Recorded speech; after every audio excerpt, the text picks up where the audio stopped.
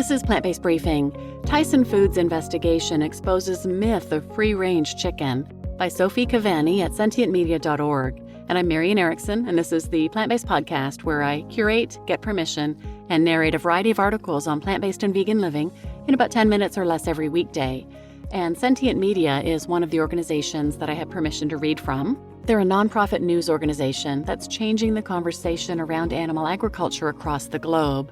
They're an amazing resource. They do fantastic journalism. They have amazing writers. They hold the media accountable when it fails to report on the most pressing issues of our time.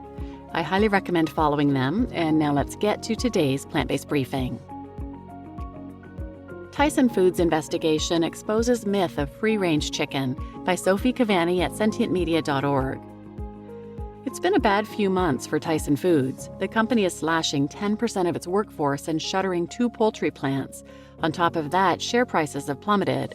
Now, America's largest chicken company is the subject of a months-long undercover investigation led by the advocacy group Animal Outlook.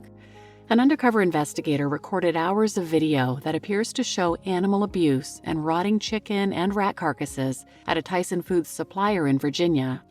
What's more, the investigator recorded a representative for Tyson apparently admitting that free-range chickens never see the outside. Filmed between August and November 2022 by an undercover investigator, the video appears to show the following: dead chicks in a house with a water supply that's out of their reach, a chicken with an open head wound, rat corpses, bug-infested chicken feed, a chick having its neck twisted by a worker, a chicken body without a head. The investigators said one feed shortage lasted almost 52 hours, and the video alleges that a chicken's head was ripped off by a worker, although the decapitation is not shown. The myth of free-range chicken.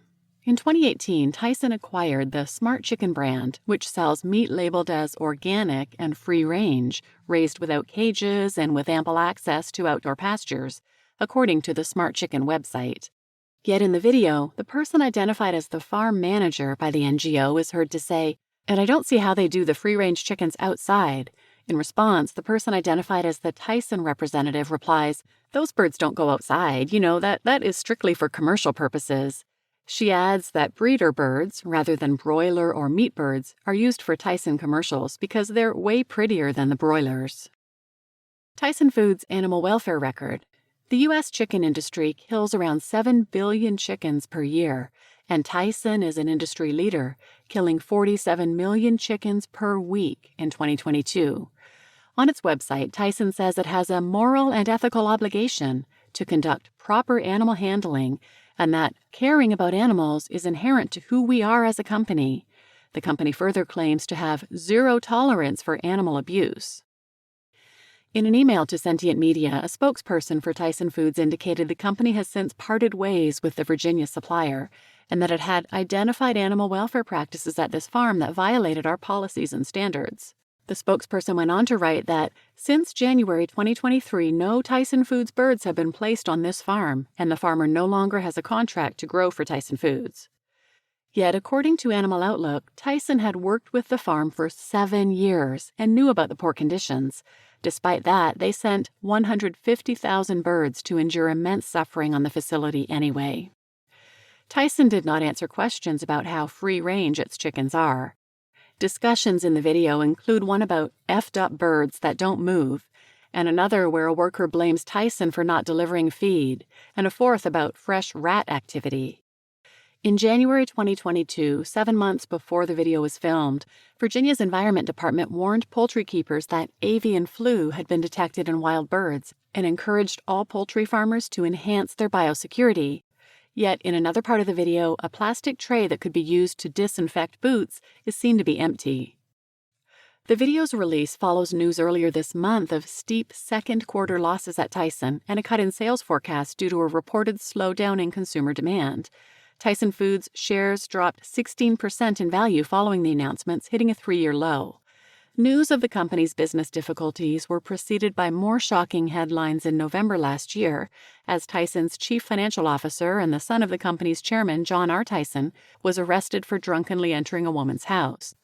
To offset the recent losses, Tyson announced that it would close 2 chicken operations, a slaughterhouse, broiler, and hatching facility in Glen Allen, Virginia, and a slaughterhouse in Van Buren, Arkansas, resulting in more than 1,600 job losses.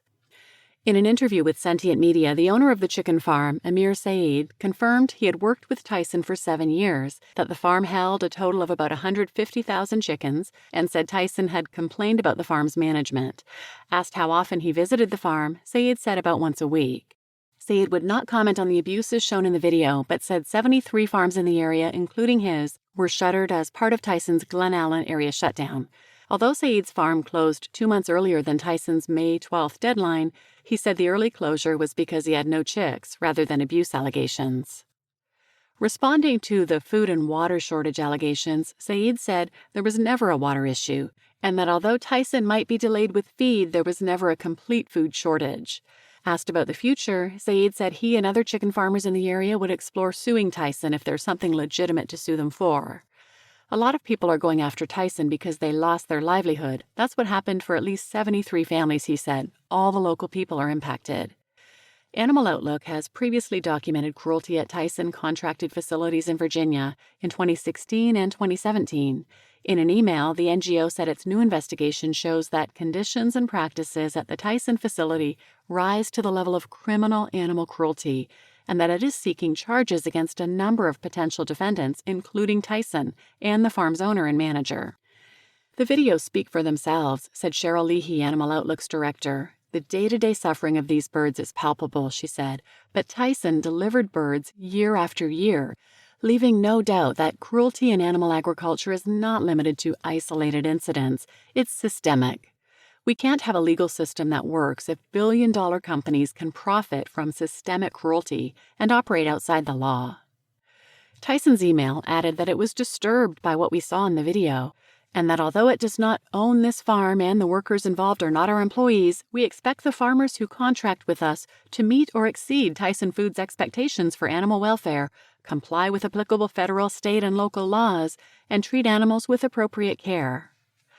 The email said that Tyson is working directly with people affected by the Virginia and Arkansas closures to help ensure they have the option to apply for open positions at other Tyson Foods facilities and relocation assistance with financial incentives up to $15,000.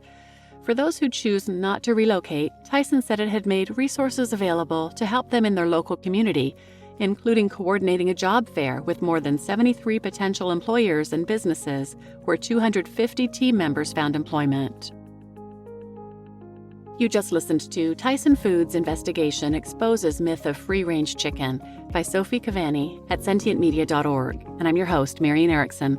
I think I've said this before, but I'm so grateful for undercover investigators. These corporations, like Tyson, always pass the blame, always say these investigations are isolated incidents, but they don't, obviously, communicate that free range is a myth for the most part.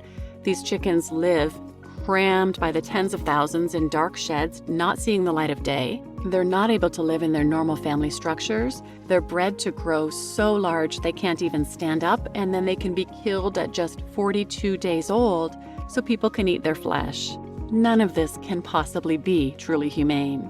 So please share this episode with anyone who might benefit, and thanks for listening.